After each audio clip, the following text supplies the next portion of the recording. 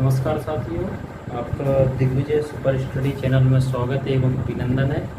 जैसा कि आपको पता है कि हम आपको पॉलिटी से रूबरू करा रहे हैं और जिसमें हम आपको 1919 के अधिनियम तक पढ़ा चुके हैं और साथ में हमने आपको बताया था कि गोलमेज सम्मेलन भी बताए थे, राम कॉन्फ्रेंस बताई थी आपको कि गोलमेज सम्मेलन हुए 1930, 1931 और 1932 में। 1930 का जो गोलमेज सम्मेलन था वो रद्द हो, उसमें कांग्रेस ने भाग नहीं लिया था, बहिष्कार कर दिया था। 1931 का गोलमेज सम्मेलन में गांधी जी कांग्रेस की तरफ से गांधी जी और दलित की ओर से अम्बेडकर जी गए, वहाँ पर बात रखी गई। तो उन लोगों के बीच में जब बात नहीं बनी तो वहाँ से गतिरोध प्रारंभ हो गया। जब वह लंदन से वापस लौट रहे थे गांधी जी, तो अंग्रेजों ने चाल द्वारा उन्हें मुंबई के स्टेशन पर गिरफ्तार कर लिया और उन्हें यरवदा जेल में डाल दिया गया। इसके बाद अंग्रेजों ने एक नई चाल चलते हुए दलितों के लिए एक पंचांग चार्ट निकाला, जिसमें उन्होंने कहा कि हम आपके लिए सांप्रदायिक निर्वाचन प्रणाली की शुरुआत करते हैं। इसमें पहले से भी और जैसे मुस्लिमों के लिए सांप्रदायिक निर्वाचन प्रणाली की शुरुआत कर रखी थी, तो एक चाल के तहत उन्होंने सांप्रदायिक निर्वाचन प्रणाली की शुरुआत कर दी, जिससे गांधी जी ने आहत हो गए। तो उन्होंने अनशन चालू कर दिया, यानी कि भूख हड़ताल चालू कर दी।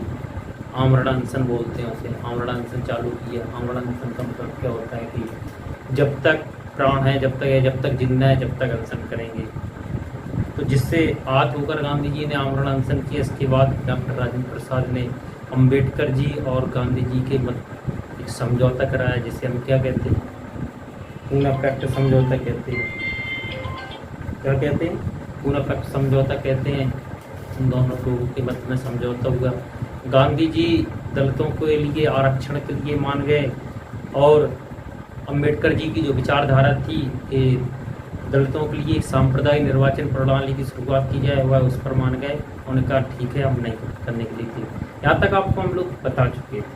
आज हम आपसे शुरुआत करेंगे 1935 के भारत शासन अधिनियम। और यह अधिनियम, अगर हम संविधान की आज की बात करें तो इससे सबसे बड़ा अधिनियम है। 1900 अभी तक के जितने अधिनियम बने उसमें सबसे बड़ा अधिनियम है भारत शासन अधिनियम 1935।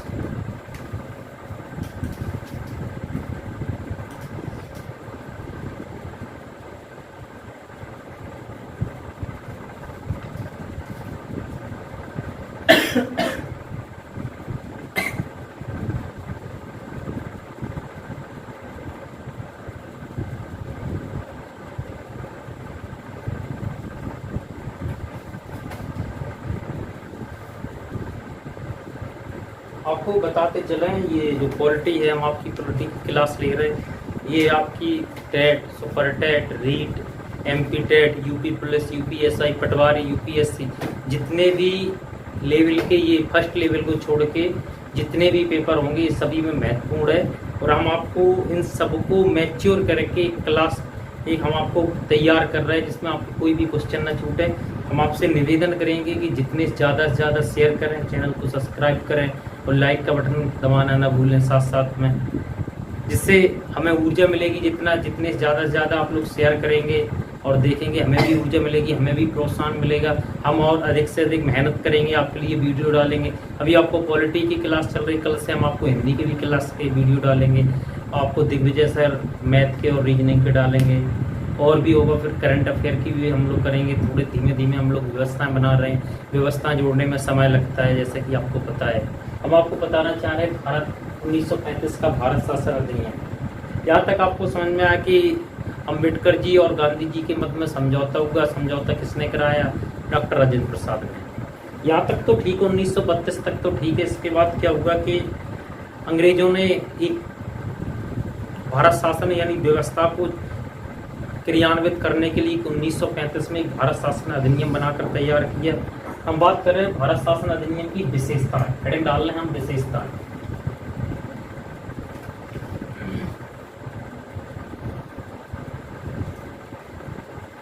पहली विशेषता है, यह अधिनियम सबसे बड़ा अधिनियम। हमारे साथ साथ लिखते जाए आप लोग, यह अधिनियम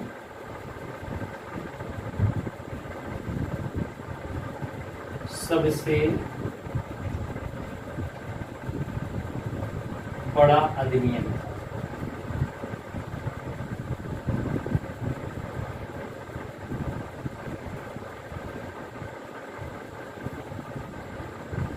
इसमें अगर हम बात करें इस अधिनियम में 1935 के अधिनियम में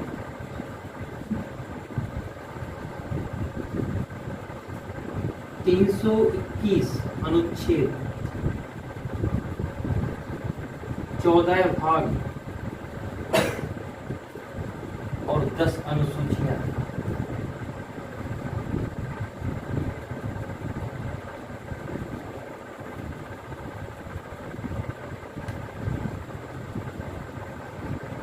ठीक। इसमें 1935 का अधिनियम है, इसमें 321 अनुच्छेद हैं, 14 भाग हैं और 10 अनुसूचियां।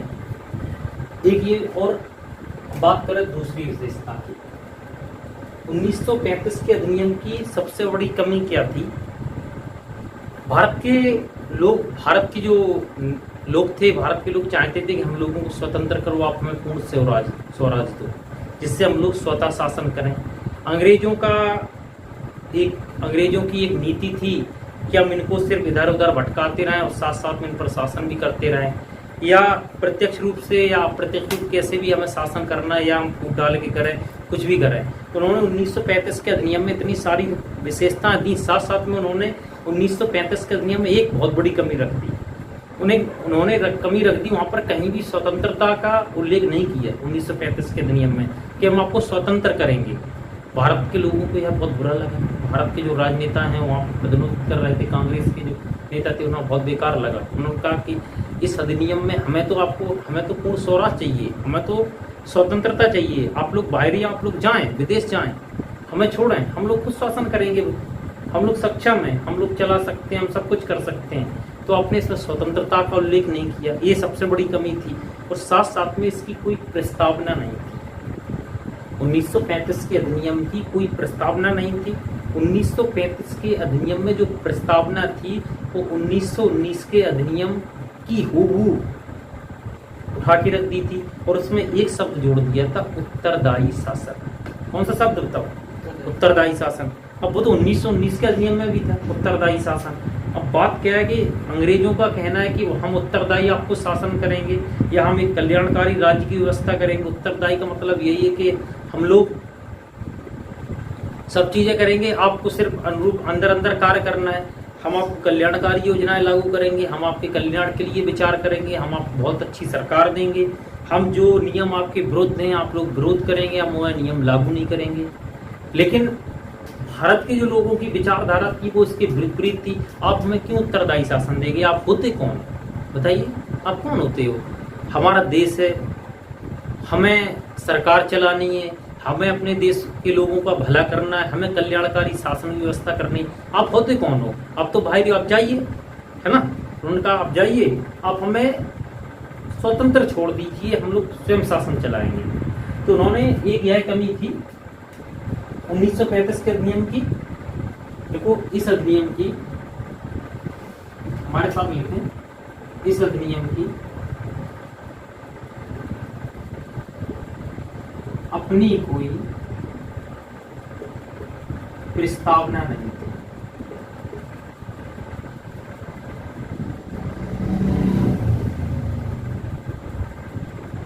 इस अधिनियम की अपनी कोई प्रस्तावना नहीं थी।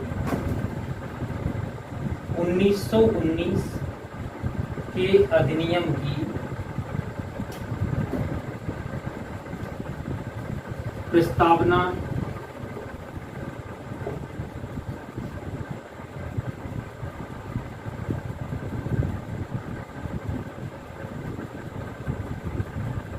से उत्तरदायी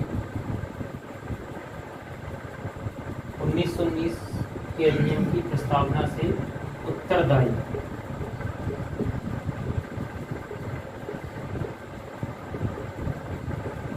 नामक शब्द को रखा गया। तो 1919 के अधिनियम की प्रस्तावना से उत्तरदायी नामक शब्द को रखा गया। 1919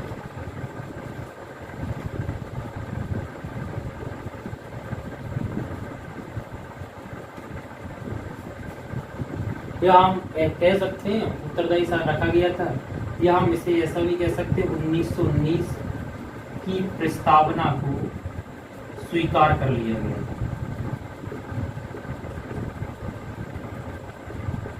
स्वीकार कर लिया गया था। साथियों 1919 की जो प्रस्तावना थी उसमें एक शब्द का उल्लेख किया गया था, उत्तरदायी शासन। उन्होंने कहा था कि हम आपको उत्तरदायी शासन देंगे, हम आपके अनुरूप कार्य करेंगे, हम जनता को ध्यान में रखकर सरकार चलाएंगे, हम जनता को ध्यान में रखकर योजनाओं का निर्माण करेंगे, हम जनता के दबे हुए कुचले हुए अंगड़ा पिछड़ा पुरुष महिला जाति सभी को ध्यान में रखकर कानून बनाएंगे और एक कल्याणकारी राज्य की व्यवस्था करेंगे। तो उन्होंने वही 1919 के अधिनियम से उत्तरदायी शासन जो शब्द था उसी की प्रस्तावना को उठाकर 1919 के अधिनियम की प्रस्तावना को उठाकर 1935 के अधिनियम रख दिया और उसे ही स्वीकार कर लिया गया। हम अगर इसकी कमी की बात करें तो इसमें सबसे बड़ी कमी जो थी इस अधिनियम की, इसमें कहीं भी स्वतंत्रता का उल्लेख नहीं किया गया था। इसका नहीं किया गया था, इधर लिख लेना कमी। इस अधिनियम की सबसे बड़ी कमी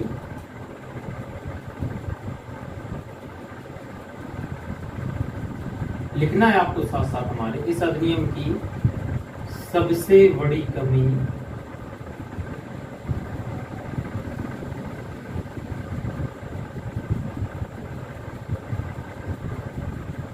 यह थी, इसमें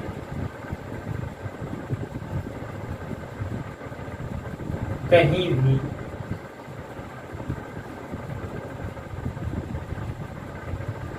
स्वतंत्रता शब्द का उल्लेख नहीं किया गया।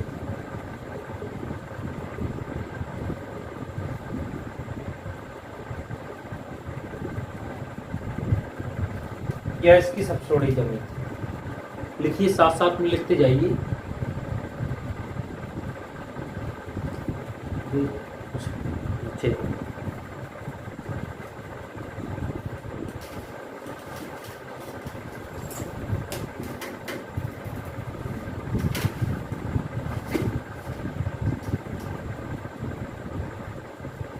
अगर इस अधिनियम की कमी भी थी, इसमें बहुत सारी अच्छाइयां भी थी।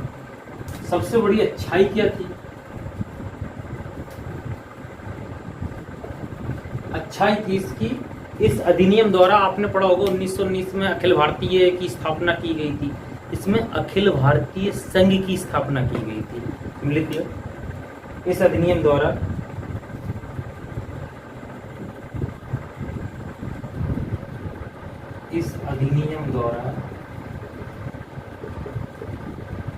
साथियों इस अधिनियम द्वारा अखिल भारतीय संघ की स्थापना का प्रावधान किया गया।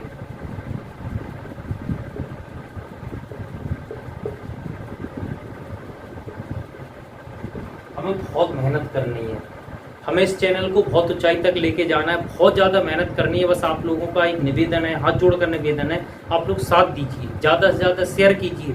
हमें आप मोटिवेट, आप लोग शेयर करेंगे हमारे लिए ऊर्जा होती है। आप लोग जितना शेयर करेंगे हमें उतनी ऊर्जा प्रदान होगी, और जितनी अधिक ऊर्जा प्रदान होगी हम आपको बहुत ज़्यादा से ज़्यादा कोशिश करेंगे आपको वीडियो डालने की, बहुत सारी चीज़ें उपलब्ध कराने की, नोट्स उपलब्ध कराने की। हम आपको टेस्ट सीरीज लेके आएंगे जिससे आपका रिवीजन हो सके, आपकी प्रैक्टिस हो सके। लेकिन आप लोग बस शेयर कीजिए, सब्सक्राइब कीजिए, जितने से ज़्यादा आपके पैसे लग नहीं रहे। इसमें लाइक करने में, लाइक का बटन दबाना तो पैसे लगते हैं, न शेयर करने में पैसे लगते हैं। बस थोड़ा आप लोग जितना प्रोत्साहन करेंगे उतना ही हम लोगों को खुशी होगी, और जिससे ज़्यादा खुशी होगी हम आपको अधिक से वीडियो डालेंगे। वीडियो के साथ साथ में और ज़्यादा सुविधाएं करने की कोशिश करेंगे। टेस्ट सीरीज भी हम लोग लेके आएंगे जब आपके पेपर, पैट का भी पेपर आना है। पैट के पेपर के टाइम पे, लास्ट टाइम पे हम आपको कोशिश करेंगे संपूर्ण कोर्स कराने की। उसके साथ साथ में आपको हम टेस्ट सीरीज लेके आएंगे, और कम से कम आपको 30 से 35 टेस्ट सीरीज लेके आएंगे, जिससे आपका रिवीजन सही ढंग से हो सके, क्वेश्चन का भी अनुभव हो सके, कैसे क्वेश्चन आते हैं। ठीक है,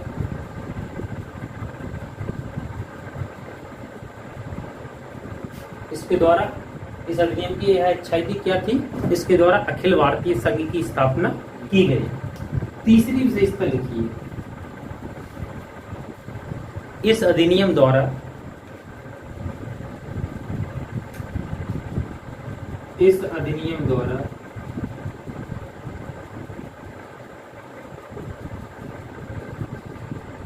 RBI की स्थापना की गई।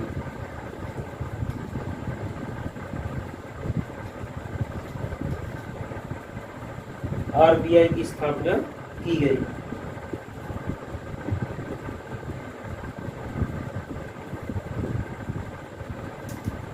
चौथा पॉइंट लिखिए,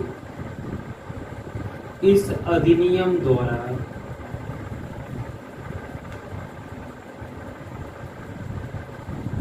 हमने आपको बताया था 1919 के अधिनियम में प्रांतों में दोहरा शासन लागू किया गया था।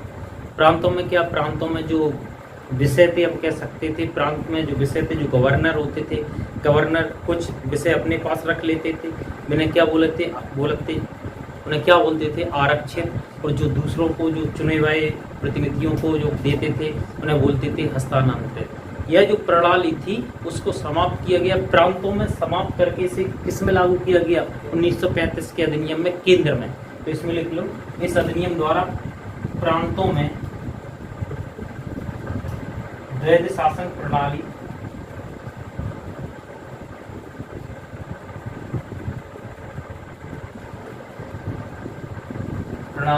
को समाप्त किया गया।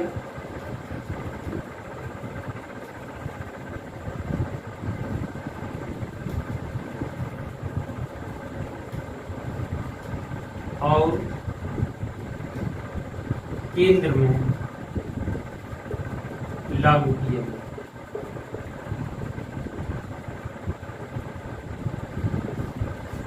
यहाँ तक आपने लिख ली होगी, ऐसा मेरा मानना है, ठीक है। तो दोस्तों, अगला पॉइंट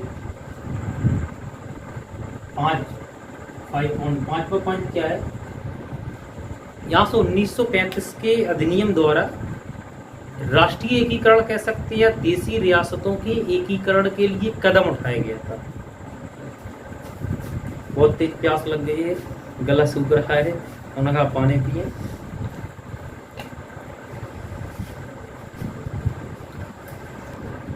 हम आपको 5वां पॉइंट बता रहे थे, तो इसमें क्या है कि 1935 के अधिनियम द्वारा ही हमारे यहाँ भारत में देसी रियासतें थी। एक तो भारत दो प्रकार का था, हम आपको पहले भी बता चुके, एक तो ब्रिटिश भारत था, एक तरफ था देसी रियासत, एक था अंग्रेज भारत।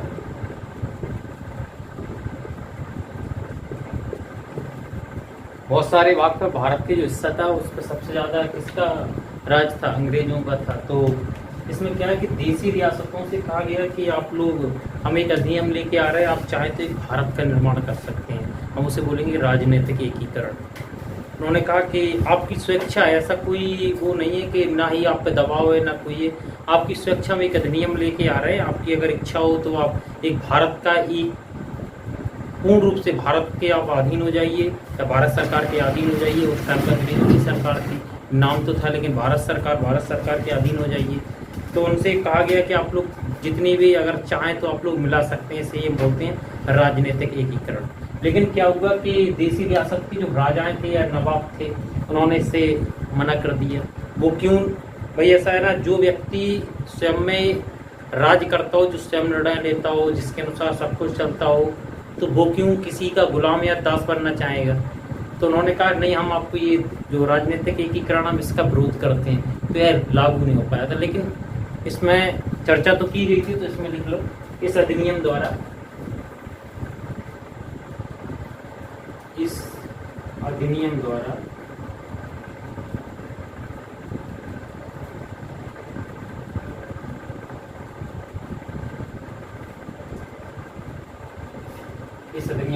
राजनीतिक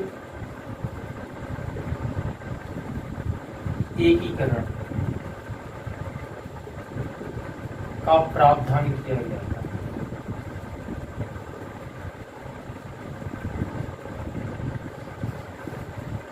भाई अंग्रेजों ने कहा एक भारत है, हम एक भारत का निर्माण करेंगे, हम अलग अलग सरकार क्यों चलाएं, आप लोग भारत में जुड़ जाइए, एक सरकार होगी, आपके सुख सुविधाएं आपको मिलेंगी।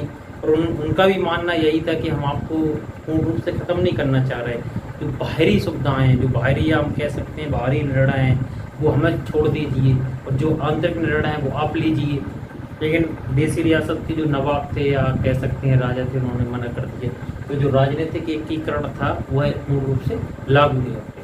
ठीक है, हम इसमें कहो तो लिख दें, यह योजना लागू नहीं हो पाई। ठीक है, छठवां पॉइंट क्या है, केंद्र हुआ, इस अधिनियम द्वारा केंद्र हुआ, इसमें केंद्र हुआ राज्यों की मत विषयों का बंटवारा किया गया।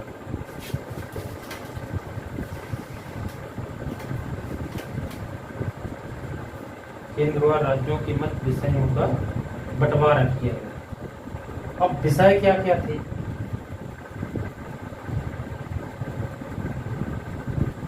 का बंटवारा 1935 के अधिनियम द्वारा, ध्यान से।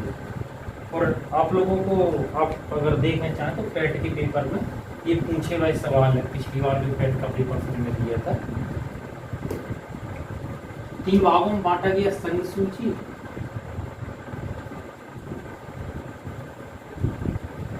इनके लिए क्या है, संघ सूची, राज्य सूची और संवर्ती सूची।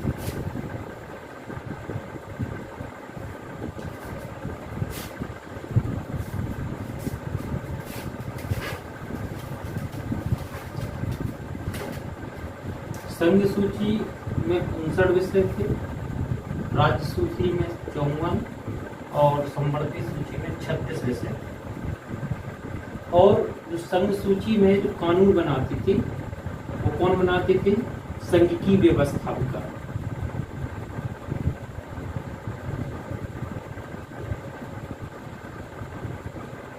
राज्य में राज्य की व्यवस्थापिका,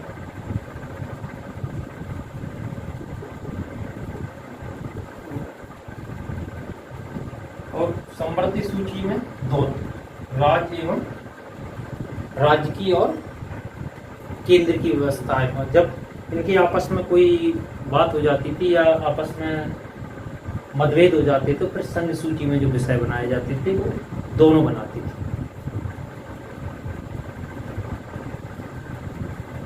अब हमने बात कर ली विषय की।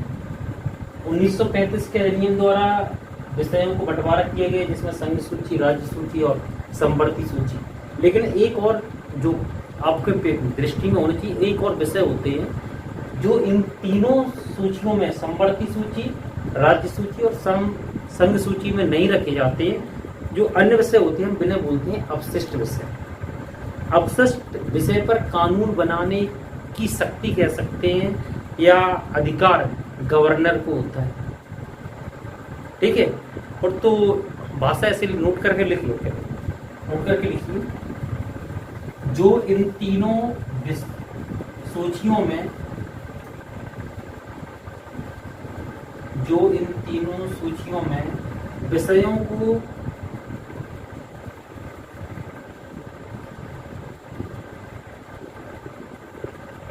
को नहीं रखा गया है,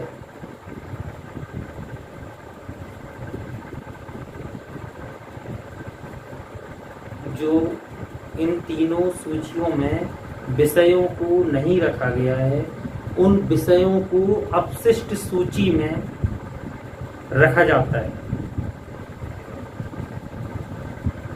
अपशिष्ट सूची में रखा जाता है। और साथियों, अपशिष्ट जो सूची होती है उसे हम इंग्लिश में बोलते हैं रेजिड्यूरी पावर्स। लिख लेना साथ साथ में, रेजिड्यूरी पावर्स भी कहते हैं,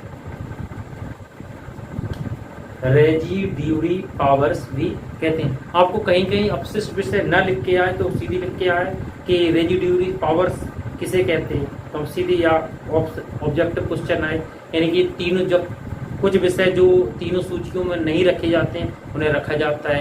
अब मान के चलो टोटल इंग्लिश में सब क्वेश्चन दे रखे हैं, वहाँ पर लिखी हुआ है आपको, क्या लिखी हुआ है, अवशिष्ट विषय नहीं लिखी हुआ है, क्या लिखी हुआ है, रेजिड्यूअल पावर्स। हम लोग कंफ्यूज हो जाते हैं, हमें यहाँ तो अवशिष्ट विषय लिखा होना चाहिए, ये क्यों शब्द नहीं आ रहा है, तो वहाँ पर लिखा होगा रेजिड्यूअल पावर्स, ठीक है। और इसमें साथ में लिख लो, इन विषयों पर कानून बनाने की शक्ति गवर्नर को होती है।